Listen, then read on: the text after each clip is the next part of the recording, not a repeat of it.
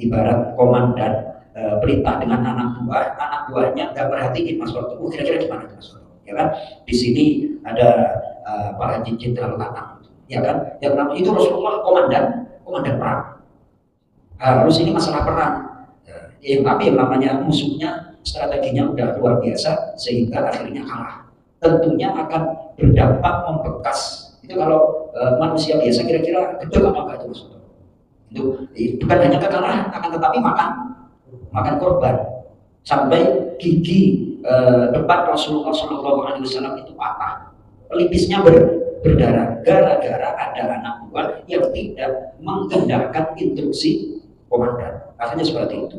Namun itu adalah kenyataan dan Allah di sini menggambarkan betapa Rasulullah SAW adalah pemimpin yang istimewa. Musuh punya musuh, ternyata itu bukan semata-mata kesalahan para sahabat. Ternyata musuhnya lebih piawai untuk mengalihkan perhatian. Jadi pancing memang itu Pak Aris. Jadi harta-harta itu dipancing biar yang menduduki pos di atas bukit Uhud berubah perhatian terus turun. Akhirnya apa? Kalah Barcelona sama Real Madrid kemarin. Dia pas nonton ya, alhamdulillah.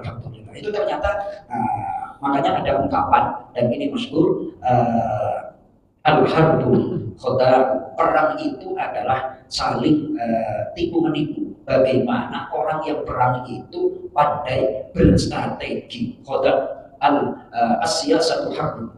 Jadi politik itu kan perang, atau perang itu adalah politik. Politik itu adalah saling mengelabui. Pokoknya harus strateginya itu canggih. Nah ternyata kembali kepada konteks ayat di sini, Rasulullah memaafkan para sahabat karena mereka bersalah, tidak serta-merta karena kesalahan mereka, karena memang musuh itu mempunyai strategi yang untuk mengalihkan perhatian para sahabat. Dipanggil untuk tetap bertahan dalam pertempuran, malah lari. Dan akhirnya gimana? Rasulullah dibiarkan sendiri. Dan pada akibatnya Allah membalas dengan kesedihan demi kesedihan. Selesai kejadian itu harusnya diambil hikmah. Kemudian di sini menceritakan tentang keagungan sifat Rasulullah Shallallahu Alaihi Wasallam. Mas-Toto ayat 159.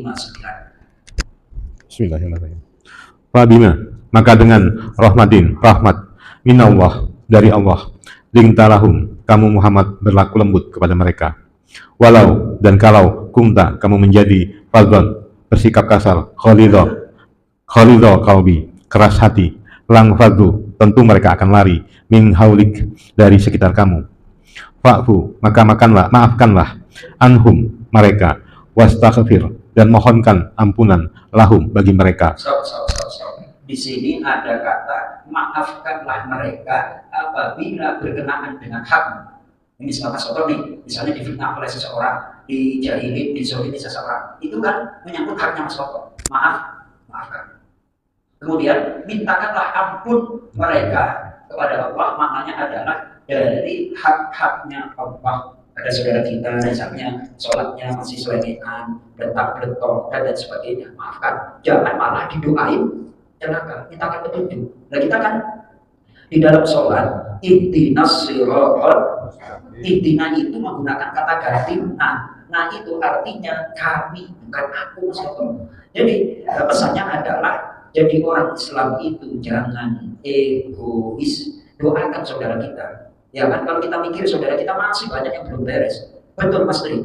Nah itu misalnya kita ingat saudara kita yang perilakunya kayak gini, Pak Haris, doain, gabungkan, sertakan dalam bacaan kita ihdinas siratal mustaqim. Ya Allah, tunjukkanlah kami. Langsung ingat-ingat itu saudaranya. Kata para ulama, kalau ingin mendoakan saudara kita agar mendapatkan petunjuk, bacakan surah Al-Fatihah sampai pada ihdinas siratal mustaqim, diulang 7 kali. Berapa?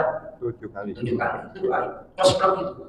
Ihdinas siratal mustaqim. Ingat apa namanya saudara misalnya saya yang aduh ya Allah Mas Toto, ya kan tadi saya ditelepon sama emak, telepon itu cerita kayak jadi apa, astagfirullah, mau gede gitu loh, nggak jadi Mas Toto, tadinya emosi, astagfirullahaladzim, apa bedanya saya kalau emosi dengan si dia, ya kan, akhirnya didoain. Nah Allah aja masih kasih kesempatan kok, kasih hidup, kasih rezeki, masa kita emosi, betul, ya kan. Ihdinas siratal mustaqim.